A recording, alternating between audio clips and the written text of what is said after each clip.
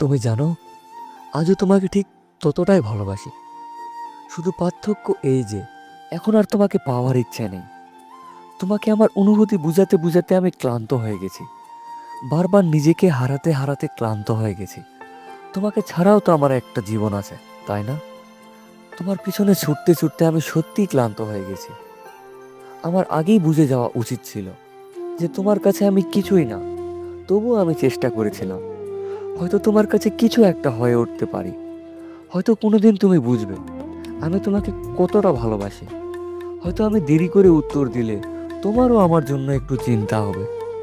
কিন্তু সত্যি বলতে আমার প্রতি তোমার তেমন কোনো আগ্রহই ছিল না। তোমার যখন মন চাইতো তখনই তুমি হাসি মুখে কথা বলতে।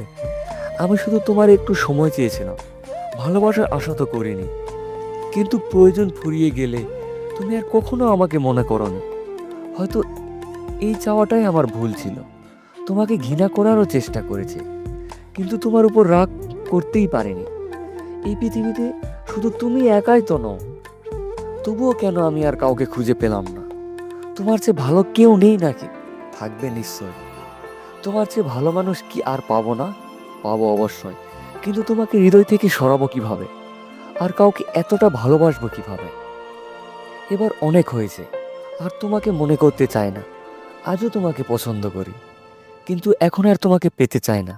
অনেক চেষ্টা করেছি, অনেক সহ্য করেছি, এখন আর পারছি না। নিজেকে এতটা নিচে নামাতে পারি না যে শেষে নিজের ভিতরেই আমি হারিয়ে যাই।